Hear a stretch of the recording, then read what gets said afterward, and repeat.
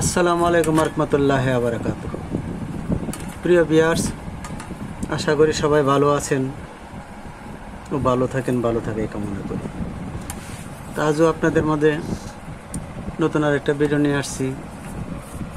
তো এই ভিডিওটা দিয়ে আমি আপনাদেরকে দেখাবো আপনার গালা ছিল। এটা হয়তো অনেকে চিনেন, আবার হয়তো অনেকে চিনেন না বা জানেন না। তো মেটালিক লাইনে যারা আছেন তারা হয়তো সবাই চেনা এবং জানার কথা, আর যারা নতুন যারা আছেন তারা হয়তো অনেকে চেনে না বা জানে না, বা এই জন্য যারা নতুন আছে তাদের এই সুবিধার্থেই বা তাদের বোঝার জন্য আমি কাজটা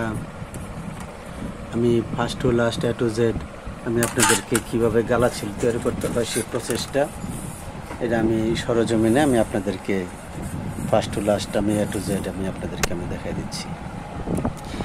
তো এই যে গালা ছিলটা এটা মূলত ব্যবহার হয় বিশেষ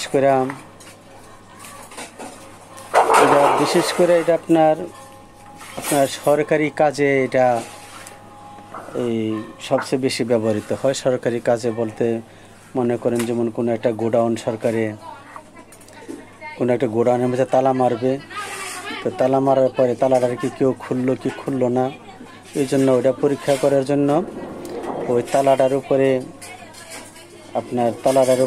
এই নিরাপত্তায় কিছু কাগজ দিয়া কাপড় দিয়া বাস ওইটার উপরে আপনার গালা যে গালাগুলি আপনার মূলত সাধারণত এই যে আমাদের দেশে বা আমাদের ফার্নিচারের মাঝে মিস্ত্রিরা এই পালিশের জন্য যে গালাটি ব্যবহার করে ওইটা হলো গালা, যেটা পলিশের মাঝে যেটা ব্যবহার করা হয় ওইটা হলো গালা। তো ওই গালা করে কি ওই গালাটারে আপনার আগুনের তাপ দিয়া ওই গালাটারে আপনার যেখানে আপনার ইয়াতে ছিলে বা তালাতে যেখানে এটা গালাটা লাগাবে, তো ওইখানে আপনার এটা আগুনের তাপ দিয়ে ওটাকে গালাতে হবে। গালায় যে জায়গার মাঝে এটা শিলটা মারবে ওই জায়গার মাঝে কাপড়ে বা কিছুর উপরে ওই গালাটারে আপনার লিকুইড অবস্থা ওটার এখানে ডালতে হবে।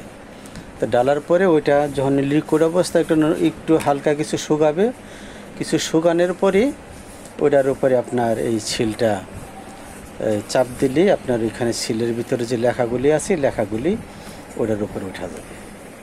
এবারে আপনার গালা ওই গালাতে মারেন বা যে কোনো গালাতে বা যে কোনোভাবেই মারেন, মোট কথা হলো এটা ওই নরম কিছুর উপরে যদি আপনার এটা দিয়ে প্রেস করেন তাহলে এখানে আপনার লেখাটি দেখা যাবে। যেমন মনে করেন যেমন আমাদের বাসা বাড়িতে যে রুটি বানানোর যে ময়দার যে খামি বানায় ময়দা বা আটার, আপনার ওই আটা বা ময়দা রুটি বানানোর সময় যে নরম থাকে ওটার উপরে যদি ছিলটা দিয়ে যদি আপনার চাপ দেন তাহলে আপনার লেখাগুলি আপনার দেখা যাবে। তো এটি আপনার যে কাজের জন্য এটা ব্যবহার করবেন, যেই এই উপাদানের উপরে ছিলটা মারবেন ওইটা হলো যে মারবে এটা হলো তার ব্যাপার। এটা আমি সহজ ভাষা জিনিসটা আপনাদেরকে শর্টকাটের মধ্যে জিনিসটার এটার কার্যকারিতাটা আমি আপনাদেরকে দেখাই দিচ্ছি। আচ্ছা, তাহলে এখন এই ছিলটা আপনার এই তৈরির জন্য দেখেন যে আমি আপনার পিতলের ছিট নিছি। এটা আপনার দুই তিনভাবে করা যায়।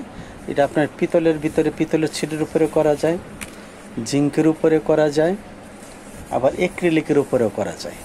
তিনটা সিস্টেমে করা যায়। আপনার যে সিস্টেম ভালো লাগে বা হাতের কাছে যার যেটা আছে ওই সিস্টেমে আপনার এটা তৈরি করে নিতে পারেন। আপনার কাছে যদি মনে করেন পিতল থাকে বাস পিতলের মাঝে করে নেন, যদি মনে করেন জিঙ্ক থাকে বা জিঙ্কের কাজ করার মতো আপনার হাতে আশেপাশে বা নিজে করতে পারেন এরকম যদি কোনো থাকে জিঙ্কের ভিতরে করে নেন। আর যদি মনে করেন জিঙ্ক বা পিতলে করতে যে মাঝে একটু জায়জামেলার ব্যাপার আছে, যেমন যে পিতলগুলি নিয়ে আপনার আমার যে আগে পিতলের ভিডিও আছে আমার পূর্বে দেওয়া আছে পিতলের ভিডিও এবং ওই অ্যাসেসরি ভিডিও দেওয়া আছে। ওই ভিডিওগুলি আপনি দেখবেন কীভাবে এই লেখাগুলি আপনার লিখতে হয়। ওই লেখাগুলি আপনার লেখাটি দেখা আপনার এটা আপনার ছিলটা আপনার উল্টাভাবে বানাইতে হবে। তো উল্টাভাবে বানায় মনে করেন এটা ওই দেখেন আপনার যে আঠা আছে এই আঠা দিয়া ওটারে আপনার যে এটার ভিতরে আপনার আঠা লাগাইতে হবে, যে আঠা দিয়ে আঠাটা শুকাইতে হবে এবং ছিটটারে আপনার ভালো রকম গোল করে কাটতে হবে। দেখেন আমি সুন্দর করে গোল করে কাটছি। কাটার পরে দুইটা আঠার জন্য শুকাই সারবে, তখন আস্তে করে এটারে চাপ দিয়ে লাগাই দিলে বাস আপনার ছিল হয়ে গেল। তখন এটা আপনার যে পিতল দিয়ে বানাইতে পারেন। আবার একটু বললাম যে জিঙ্ক দিয়ে বানাইতে পারেন। আরেকটা ওইটা খুব সুন্দর হয়, ওইটা হলো আপনার অ্যাক্রিলিকের শিট দেওয়া। আপনার অ্যাক্রিলিকের শিটের করবেন কি, আপনার এটার যে ডায়া যে মাপটা আছে আপনার এই মাপ মতো ওইটা আপনার অ্যাক্রিলিকের শিটের মাঝে যদি আপনি লেজার কাটিং করে যদি করে নেন তাহলে ওইটা আরও সুন্দর হয়। আপনার লেজার কাটিং করলে আপনার ওটা অনেক ভালো হয়। আপনার লেজার কাটিং করে গোল করে কাইটা বা সেখানে এটা যেভাবে লাগাইছি আপনার আঠা দিয়ে, ওইটা হচ্ছে এই অ্যাক্রিলিকের শিটটারে আপনার আঠা দিয়ে কাইটা আর এই আঠা দিয়া আপনার এই হ্যান্ডেলটা এটা হলো পিতলের হ্যান্ডেল। তো এই হ্যান্ডেলগুলি এটা তো আর বানানো যাবে না, এটা আপনার রেডিমেড। এটা আপনার সিলের যে দোকানগুলি আছে ওই দোকানের মাঝে এটা আপনার পাইকারি খুচরা দুভাবে কিনতে পারেন। তো এটা আপনার অ্যাভেলেবেল এই হ্যান্ডেলগুলি আপনার তৈরি করে পাওয়া যায়।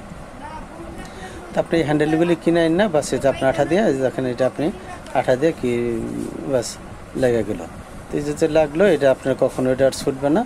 এটা দিয়ে এখন আপনার এটা লেখাটা আছে উল্টা, তো এই উল্টা লেখাটা আপনার যে জায়গার মাঝে আপনার এটা মারবেন ওইখানে মারার পরে আপনার লেখাগুলি আপনার সোজা হয়ে যাবে।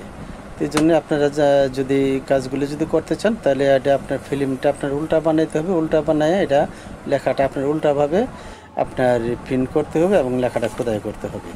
এটা আপনার এই পিতলে করেন, ওই আপনার অ্যাক্রিলিকের ভিতরে করেন, দস্তার মেঝে করেন, আপনার যেভাবেই করেন এটা আপনার লেখাটা আপনার উল্টা লিখতে হবে। উল্টা লেখার পরে বাস এটা আপনার এই যে উল্টা লিখে যেভাবে সুন্দর করে কাটিং করে আপনার মাপ মতো এটা কাটবেন। কাটার পরে এই যে দেখেন আমি কিভাবে লাগাই দিচ্ছি, আপনার এইভাবে এটা লাগাই দিয়ে দিলে আপনার কাজ হয়ে গেল, বাস আপনার একটা ছিল হয়ে গেল। তো আপনারা যারা নতুন যারা আছেন তারা জিনিসটা হয়তো 1-2 বার যদি দেখেন আপনার জিনিসটা বুঝতে পারবেন। আর এই ড্রেচিং বা খোদাই করার যেই সিস্টেমটা এটা আমার পূর্বের ভিডিওতে দেখাই দিচ্ছি, যার ফলে যে একটা জিনিস বারবার দেখাতে ভালো লাগে না। তো আপনারা যদি ওই খোদাই কিভাবে করতে হয় এসএস বা পিতলের মাঝে কিভাবে খোদাই করতে হয়, আমার এসএস এবং পিতলের দুটোটা আপনার খোদার ভিডিও করা আছে। আপনার কেউ যদি ইন্টারেস্টেড যদি হন তাহলে আমার এই যে খোদার ভিডিওগুলো আপনি দেখে নেন, তাহলে আপনারা সহজে আপনার জিনিসটা বুঝতে পারবেন বা বুঝতে কোনো সমস্যা হবে না। তো আশা করি হয়তো জিনিস আপনারা বুঝতে পারছেন। তা আজ আর বিশেষ কিছু নয়। আপনাদের যদি এটা ভালো লাগে তাহলে হয়তো আপনার ভিডিওতে একটা লাইক কমেন্ট করবেন, বা আপনারা কোথা থেকে দেখছেন যদি জানান তাহলে উপকৃত হবে এবং ভালো লাগবে।